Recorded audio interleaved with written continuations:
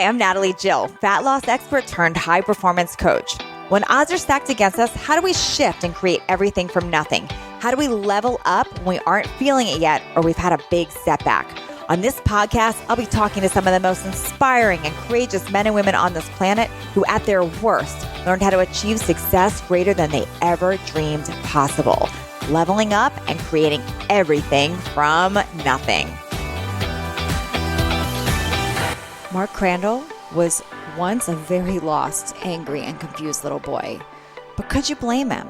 Taken by the state at just the age of 3 from his abusive, cocaine-addicted biological mother, he grew into his teens with a tremendous amount of limiting beliefs. Stealing from people and businesses, addicted to drugs, homeless. He had done 2 years in county jail and found himself in prison by the age of 20. After being told that he was a disgrace to his adoptive family and to change his last name, he finally hit a rock bottom. Today, Mark's pain has become his purpose. He went back to school, became a therapist, and today Mark Crandall is a keynote speaker, author of Embrace Your Pain, Win Your Future, host of the Purpose Chasers podcast, and founder of Purpose Chasers Community and Academy. And he's the co-founder of Purpose and Movement Mastermind. In 2015, Mark left his career as a therapist to use his drug-addicted criminal past, coupled with a traumatic childhood, to help thousands of people reinvent themselves.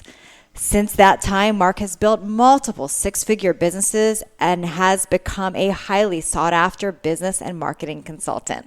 Join in today and learn exactly how Mark Crandall leveled up and created everything from nothing. Today, I've got Mark Crandall here.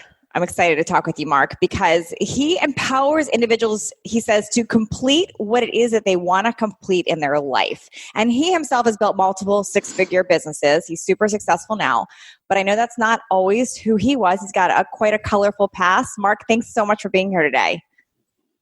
Natalie, thanks for having me on. So, Mark, take us back. Like, who were you before you were this big, successful person that helps others with their dreams? Like, who were you before? I was a lost, angry, confused little boy that was searching for internal relief, which led to all kinds of what society would view negative consequences. And just to give you some more dialogue for your listeners, I was taken by the state at 3 years old, and my mother, who was addicted to cocaine and alcohol at the time, nearly drowned my sister in a bathtub, and my grandmother called the state. And after they took my sister, who had cerebral palsy, my mother actually kidnapped me and took me to New York. So the state had to come find me in New York to bring me to my foster family and who would become my adopted family. So from a very young age, I started to develop these limiting beliefs and kind of this victim mentality of, the world is this messed up place and I'm just here to be its pawn. And I say that to kind of give some context to what unfolded for me later. But I mean, that led to me just being an angry, lost youth. I can completely imagine. I can't imagine how it wouldn't bring you to that. Do you remember being 3 and that stuff happening? I remember. I actually remember, believe it or not. And some people have been like, you can't remember that. And I'm like, I'm telling you, I do. I remember her getting the phone call from the state in New York. I was sitting at the table eating Fruity Pebbles, and I had just found a snake in the yard. And so I remember that call. There's, the first visitation that I had with her was like the traumatic memory that really stands out in my brain. And that's when I was handcuffed and locked in a closet. My sister was thrown down the steps. And that was the last visit we had with my bio mom until I was at the time I was probably 6. You were handcuffed at age 6, or you're remembering her being handcuffed? No, she handcuffed me and put me in the closet. Oh, your mom did that to you? Yeah. Whoa. So gosh, as a kid, I'm just trying to wrap my brain around that as a kid, like, because you love your mom unconditionally when you're a kid. Like, you don't see that, I would imagine you don't think of them as doing anything wrong. Do you remember thinking like, this isn't right? Do you remember, or did you blame yourself? What was going on through your mind when that stuff was happening?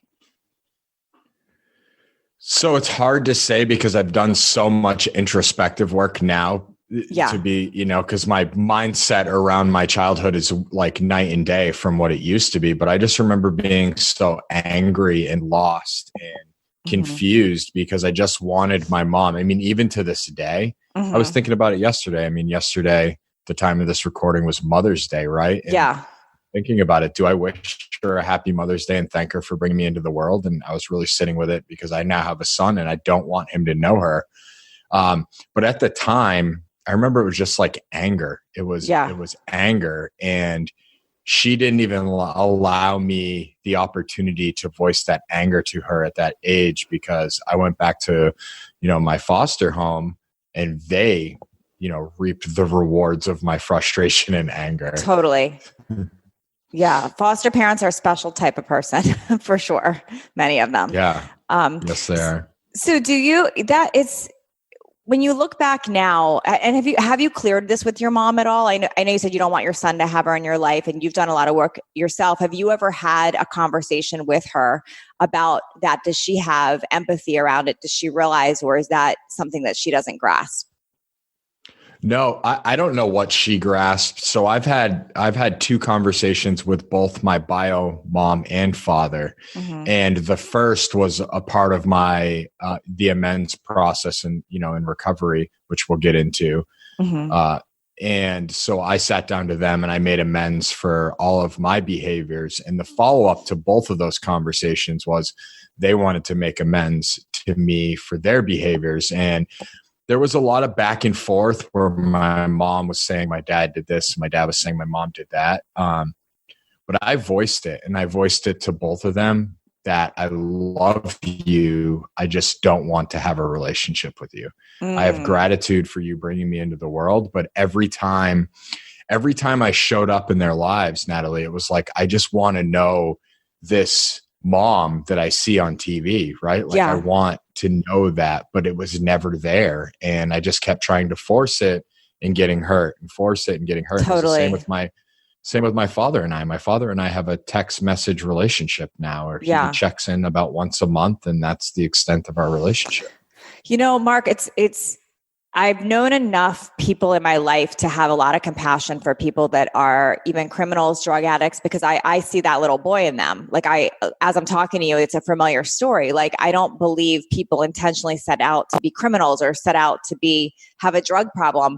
I think everyone is searching for love and security and certainty and happiness and these things. And there is that little boy in everybody that is just looking for that love. That's what I see. When you think back to the road that you personally went down, what was that? What created that? Was that you escaping? Was it a way to feel good? What did that to you? Like what drew you to the life that you stepped into and chose before? Yeah, it was, I remember the first time I smoked a joint. Right. Like I clearly remember it, and like all the internal dialogue went away. And so that What do you mean by internal dialogue? What do you mean by that? All of the screaming, the monkeys throwing banana in my head. Right. Like, so, today it's a different dialogue, and, which is like, oh, you're in quarantine, but you're not working out as hard as you were when you were doing CrossFit. So you're fat. So because you're fat, you might as well eat Ben and Jerry's, right? Like, and just like the monkeys that just like back and forth. And, but at that time there was anger, frustration. And at that point I'd made a lot of life choices that created this regret inside of me. And there was shame and guilt and, in this victim mentality of like, at that time I was operating from, if the world had handed you the cards that I was dealt, you would act the way that I do. Right. Sure. And so there was no responsibility being taken. And so when I remember the first time I got stoned and it was like all of that calmed down, and I was joking and laughing, and it was like the monkeys took a nap. Right. And I was still awake. And before I knew it, it had a hold of me, and it led to a heroin addiction, and then, my first incarceration, and then, it just. How does it go? Because a lot of people would say, well, gosh, marijuana is legal now and it doesn't lead to that. Talk from your terms on how that can actually lead to that. Like, how did you go from marijuana and a joint to heroin? Yeah. And there are people that can absolutely, I mean, I have friends that, I have one of my business partners likes to eat mushrooms and have spiritual experiences, or, smoke and relax. For me, it was more of, I was doing it to relieve this internal suffering. So there was this chaos inside of my chest and inside of my head that didn't stop. And when I ingested substances, the voices stopped. And so it was an escape versus like a creative thing. It was like you were using as an escape. Okay. Yeah. And what happened for me was escape that I want, as you put it, that I once got, the relief that I got minimized the more I did that substance. So then I remember calling, and at the time I was smoking weed like a drug addict, right? Like it was nonstop. I called my weed dealer and I said, hey, I'm out. Can I come over? And he's like, yeah, I don't have any weed, but I have something better. And of course I drove to his house, and at 18 years old, I did 2 bags of heroin, and that's. Whoa. Yeah. And did you have did you have a conversation in your mind that this is wrong? I shouldn't be doing this. This is dangerous. Or was it that pain is so great that you just wanted to escape it? Yeah, all that stuff's there. I mean, all the shame, guilt, and remorse was there, but there's just this. I like the monkey analogy, right? Like one of my Buddhist teachers used to say that the only way to quiet the monkeys is in the quiet, right? But like they would not stop, and so it was just like, okay, shut my mind up or be shameful. When I was stealing and lying and cheating people, I didn't want to steal from my adopted parents, right? Like I didn't want to be doing that. Yet there was this yearning inside to quiet the voices that just like, it didn't matter what got in front of me or what consequences were in place. And so, yeah, I've heard that it's a familiar story that you just want to like shut that brain off, stop that pain. When somebody is, I'm sorry, I'm asking a lot of questions here because there's a lot of people listening that either struggle with this or they have a kid that struggles with it or somebody in their life, and I want to help them understand this. What would have stopped you or woken you up during that? Do you have any idea? Like, or was there nothing anyone could have said or done to you at that time? There was nothing, and I know you read my bio, but I'm also a licensed therapist and was conducting substance abuse interventions for a while. There was nothing.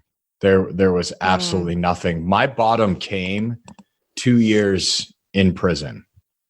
So tell me about that. So what did you get arrested for, and how did that wake you up, or how did you have that bottom moment in there? Yeah, I was stealing from people. So my charges were burglary, like breaking into houses, stealing type of thing. Yeah, well, businesses. It wasn't like you see on TV. I was more of a kind of a knucklehead criminal, if you will. Like if I knew you were home, I wasn't going to come in. Right. But if there was, at the time I was homeless, so I was trying to feed myself as well as feed my addiction. So yeah, I got arrested for burglary. It was the umpteenth time that the judge had seen me, and I had already done 2 different year sentences in county jail. And, he told me the last time that he saw me, if I see you again, you're under prison. And so I went to prison, and I think I was 20 years old in prison, which is not, an environment for a 20-year-old. And so, but I navigated well. I read a lot of books. I wrote a lot of poetry. I played cards. I tried to escape. And I was high the whole time I was in there. That's so interesting to me to hear that, because I know that's a thing, but like, I guess they find a way in prison too to find. So if you have an addiction, it's like, that doesn't go away. No, it gets more expensive, and you have to do weirder things. Yeah. To acquire them. Yeah. There are guards that bring drugs in for the inmates. Wow. And I mean, the gangs run the prisons, regardless of the prison that you're in. The gangs run it, and there are guards that get paid off, and then whatever. Doesn't matter. We don't need to go down that route. Yeah, but drugs still come in. So if you have an addiction, it's not like, so your fear wasn't, I'm not going to be able to have access to drugs. It's like, you're going to get them there. And now you have food to eat and a bed to sleep on. Yeah. And so when I was in county jail, I had written a treatment center to try to get in there because one of the other inmates told me that if I got into this treatment center that I wouldn't go to prison. So I wrote this treatment center to try to avoid going to prison. The judge said, you're going to prison and you're going to this treatment center. And so it was about 2 weeks from my release to go to this treatment center. And I remember I was going to get high. And I remember it was like an anxiety attack. Okay. Like if you were to look it up in the DSM, which is for psychologists, it was an anxiety attack. And the thoughts that were racing through my head were, you're about to get released back out into the world and you can't even stay sober in an environment in which you should be sober. Right. Like that was what came into my head. And then everything just flashed before me, like my grandmother, my Oma saying, if I made the paper again, she was going to disown me. My mom and father's, my adopted parents stating I wasn't allowed in their home anymore. My adopted brother came to one of my visit prisons and said, hey, Dad said to change your last name while you're in here. He said, you're a disgrace to the family. And like, gosh, all of that stuff that I wasn't hearing before, just rang. And so I spent the next 2 weeks, I was sober for the next 2 weeks before I went to treatment. And then when I walked into the treatment center and I handed them my medications from prison, I said, please take them. And they're like, what do you mean? And I'm like, I want to try this sober thing. I really, really, and then, I wish there was an easier way to tell you, but I got connected to some individuals after being there for 11 months. And I was contemplating ending my life and getting high for 11 months in that treatment center. I got connected to some individuals that were doing some serious spiritual work and faith in the rehab okay. Yeah. So there was these 5 men and one woman who would come to the treatment center every Thursday night to bring a commitment, and none of the residents were going to this meeting. And they were all stating that they're in a cult, stay away from them.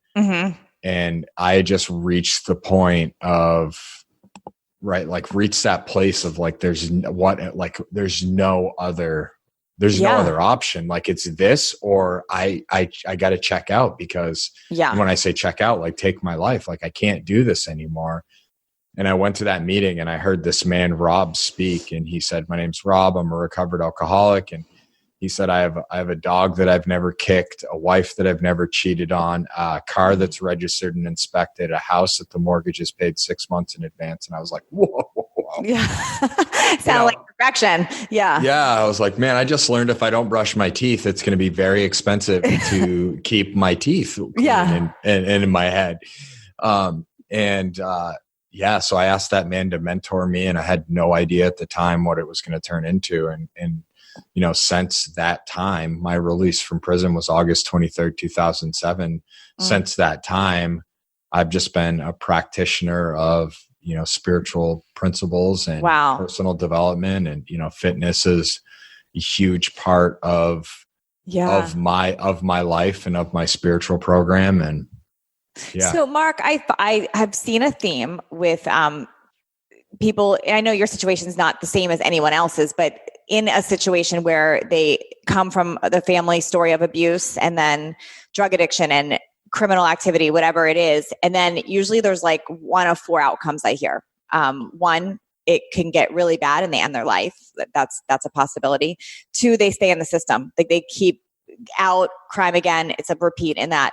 And then the other 2 I see very frequently is either is a rock bottom spot, or you hit a rock bottom and they wake up because of religion, or a rock bottom spot and they wake up because of some other deeper internal spiritual work. So I've seen this theme. What do you think it takes to get somebody to those last 2 stages? Because the first 2 are not great options. Those first 2, ending up dead or staying in the system, is not the best option. How does can you force getting to that place? Because there's so many powerful people now that hit that rock bottom and shine through religion or their own internal spiritual work. How do you get someone there? Yeah, that's such a great question. I don't believe there is a way to get somebody there, but I believe that there are ways in which you can inhibit them getting there as quick as they can. Okay. Right. And so, a lot of the intervention work that I've done, and still sometimes do, I don't do it, but I have this agreement with my higher power that if I'm called, I will show up. Right. Sure. So, there's a dirty word called enabling, and there are ways to prolong. Like, let's say you're my mother, right? And I'm like, hey mom, I need $20 for this, and that I'm getting high, but yet you still give me the money. That's not helping. You're like acting like, oh, I don't really know that's what it's for, but I'm just because I don't want to deal. Yeah, because I don't want to deal, and I don't want to call you out, and I don't want you getting mad at me, and I don't want you stealing from me, and like all the things that I was doing to my mom. And I remember this is when it all changed for me. It's amazing that you bring that question up, because it all changed for me the day that I showed up to rehab. Although I was open to a solution. My mom turned around in the truck. My stepfather was driving. She turned around to me in the truck and said, "Mark, you are not welcome in my home.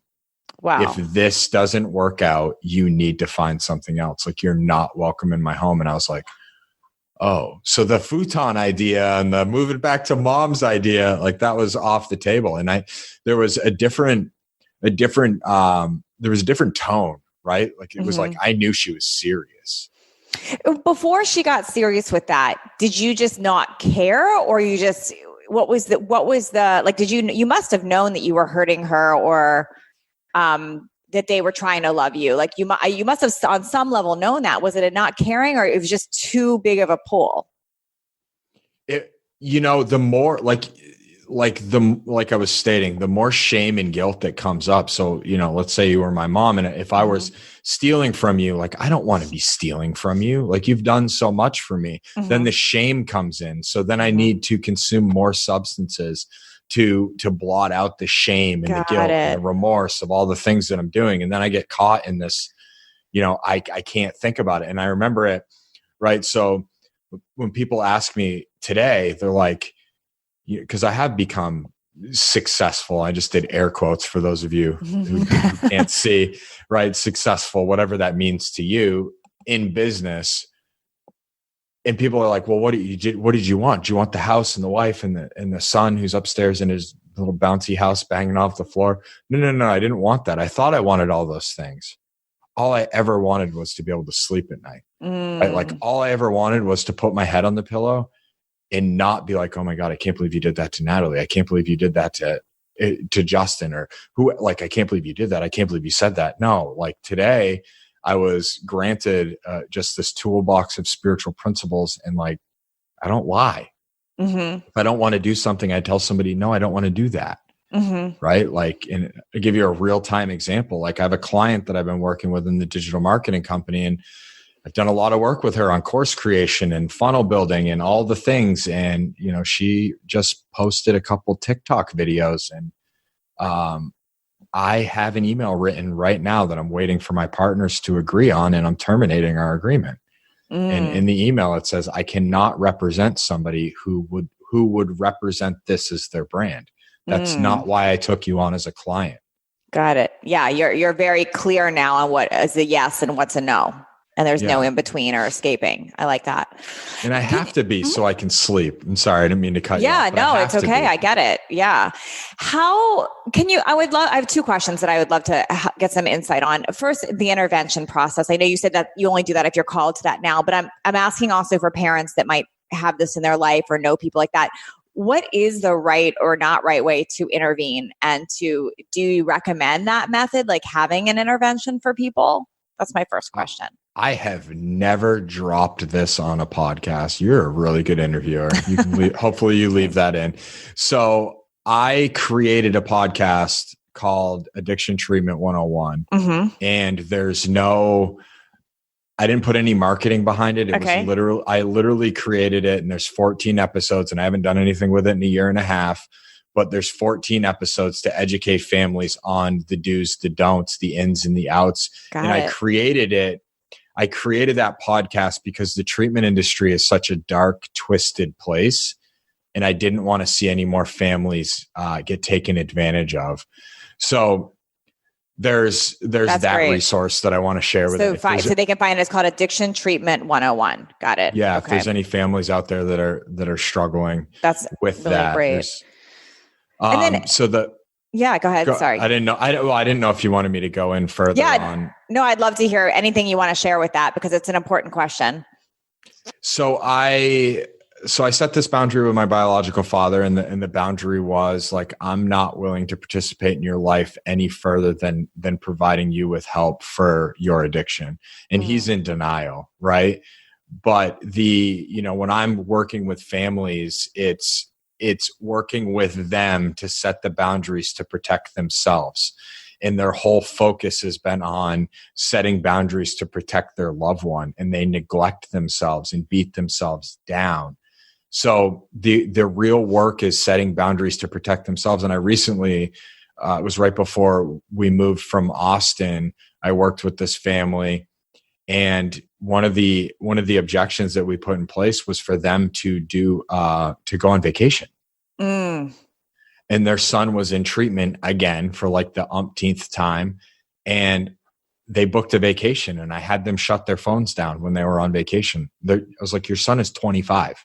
Yeah. No, go be a couple, go do things that couples do. And they did. And they came back and they said, that was this is super enlightening, and they've set boundaries, and they haven't actually utilized me since. And he's still, I think he's in a halfway house now.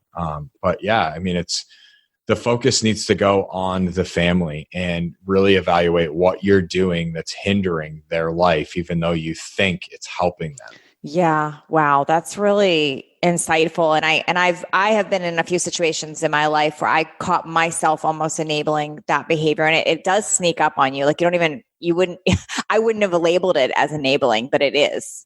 Anytime I feel as a parent and a friend who's been in a situation similar with other people, that just even being in that denial space ourselves, like we know, but you're not admitting that that's enabling, I think. In the word enabling in a lot of the addiction recovery space, it's the definition of it is to create shame within you. Like, it's not like you have to, I just got goosebumps when I said that. Like, you have to bring compassion to the family because they're suffering from their loved one's addiction. So I don't want to shame you and be like, Natalie, totally. You got to stop giving him money. Like, you're killing your son. That's not helpful. Yeah. Like, you're doing it and you're trying to express love in the only way that the individual who's suffering is receiving it. Yeah. This is really helpful. Can you give us a little bit of a guideline for somebody who's maybe not religious or not spiritual? Like, were there some general steps that helped you see a higher self? I myself personally have been on a lot of spiritual journeys. So I feel very connected to a higher power and very connected to purpose and source. And I've made a lot of sense of my life with that. And I'm curious from your perspective, how that helped you get over addiction, change your life, and become this empowering person that's not in that life anymore. Yeah. So I'll preface this by stating I'm like a coexist bumper sticker. I mean, maybe that's why I got giddy inside when you were explaining. I got wrapped up in religion, and religion just doesn't work for me. Okay. And it doesn't work for me for the sense that I don't believe in another human's right to tell me that what I believe is wrong or right. Got it. Right. And so I've gone down this, sounds like a very similar path to you. And I look forward to actually talking with you about it on Thursday. But so what it was for me was really the power of good and the power of positive energy and the power of service. Right. And being honest. And there was all these principles, like my first higher power in treatment. And they said, you got to find a power greater than yourself, was love and honesty. Because I hated myself and all those around me, and I couldn't be truthful to save my life. So it's like, this power has to be greater than me because I want to be honest, yet I can't do it. So that, and then I remember the first meditation that I did in treatment. and it was a guided meditation, and we were envisioning that we were under a waterfall. And I remember the stillness that came inside of me. And it was in that moment that I became addicted, right? It was like, I want more of this. So it's essentially for me, right? I love the spiritual junkie, right? I love that phrase because I've become addicted to source, to higher power, to that internal feeling inside of like, even right now with, what's being presented to the world of like, what an amazing opportunity. My wife and I are so connected, and just, became so consumed with focusing on the negative that when I was able to shift and I was given some direction, I just became addicted to it. And it's amazing. That's incredible. And I feel, and I'm aligned with you completely on that. In terms of addiction and criminal behavior and all that, whether people find the religious route or the spiritual, I think whatever suits them is amazing. But those are so far the only two things that I've really seen that can lift somebody out. It's almost like they have to see something greater than themselves. There has to be a higher existence than themselves, or I feel that they stay stuck in this pain. That's just from my experience on what I've seen with people. So talk to me about your family now and like how you are to your wife and to your son. Like, what do you want for them? And do you, this is going to maybe sound like a strange question, but I'm super curious about this. Like a lot of times things repeat patterns, right? In families, how do you interrupt that? Because you're a very different dad to your son. Like, do you have tendencies or do you have to have that conversation with yourself? Like, how do you stand for being a great dad to your son with what you were raised with? Such a rugged question. I like you, Natalie. So yeah, the patterns have showed up. And what I mean by that is like, I have raised my voice, and that's objectionable to me. And I had to go seek accountability around that and increase my spiritual practices. And my wife and I talked about it, and she amped up as well, because that's what she comes from and not the ideal television upbringing. And then, there's this other side that I didn't even know was a thing where like, if he whimpers, like, oh, is everything okay? Is everything okay? Right. And that's not it either. Right. So there's this overcompensation for my bio parents not being there, where I want to be there every single second. And I'm actually, it's funny that you bring this up. I'm actually doing some coaching around this now, where I've recently, since he's been born, I've raised my speaker fees. And I've turned 3 speaking opportunities down that were just a little bit below my new raised speaking fee.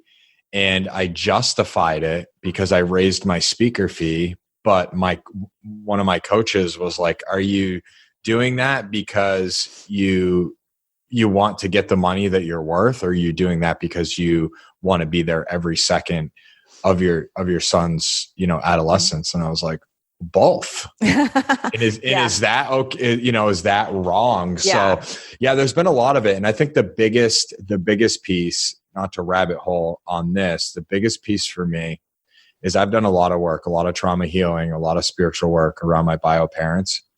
I remember little man his name's Mark as well. Not Junior, and I was sitting there with him, and he was probably 4 months old. It was before we moved from Austin. So maybe he was 3 months old. And I'm sitting there and I'm looking at him, and I started crying. And all the forgiveness had turned to sadness. And and I remember looking at him, and my wife comes up to me and she goes, what's wrong? And I go, how could anyone walk away from this? Yeah. Wow. And there's amazing question. It's there, and it's that's what I love about the spiritual path and the work that we do is it's ever growing. I'm never going to be perfect. There's always going to be layers. Do you feel that the pain you went through, the struggles you went through into your early 20s, was that for you to be able to take a stand and do what you do now? Yes, 1,000%. I believe that every card that was handed to me was a setup for the man that I'm supposed to be in this world. And So I was painting and drywalling at the time, and I wanted to do something more. And I'm like 3 years in recovery, and I'm sick of painting and drywalling. My back hurts. I'm getting paid well. Yeah. Better than the individuals that were working at the treatment center that I went to. And I had my own company, and I was sick of it. And I got guided in meditation to go to school. And I had all these limiting beliefs, like you're a high school dropout, you got your GED in prison, you're never going to be able to go to college. And come to find out that's not true. And I applied, and I got in, and I went online because I didn't want people to know that I was stupid. And I got a 4.0. Then I was challenged to go to a face-to-face school, and I was going to a face-to-face school for human services. But I wanted to work in the field, and everyone had told me, you're not going to be able to do that with 6 felonies on your record. Like, it's not possible. And so I applied, and I got a job, and I was working as a runaway and homeless youth social worker. And I get bored really easy. Not sure if you can relate to it. I've followed you since Justin, put me onto you, and I definitely get bored very easily. It's a struggle. It's just for real. That's my struggle. That you do. I can tell that you do as well. And I wanted to, there was this position that opened up at it's a youth detention center in New Hampshire. And I wanted to get hired, but it was a state facility, and everyone said you can't. And I was like, yeah. I've already told myself I can't. So I'm going to apply and see if that's true.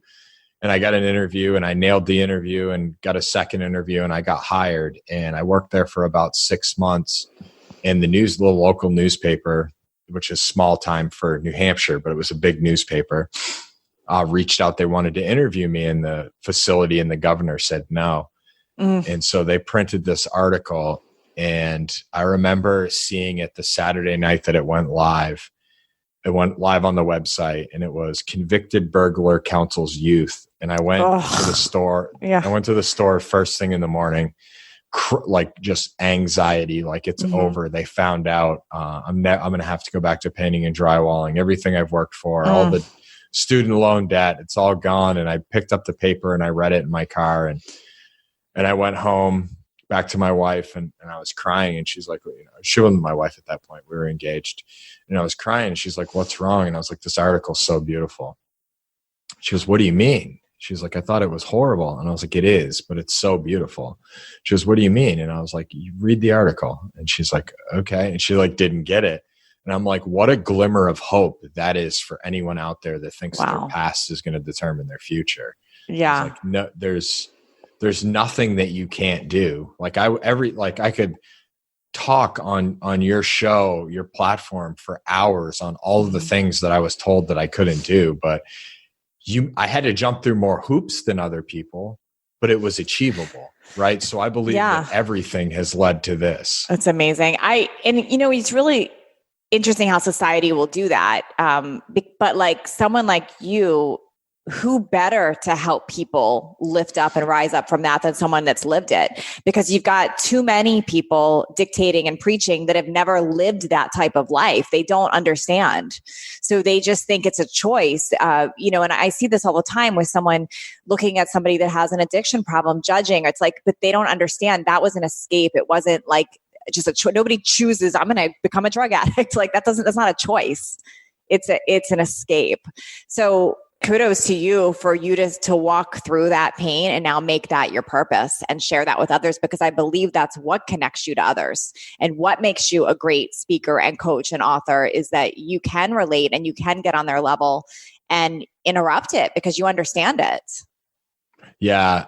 Yes. There are so many, and I'm going to air quote again for those of you listening, there are so many thought leaders and influencers out there that lack the depth to actually bring people to a place of transformation.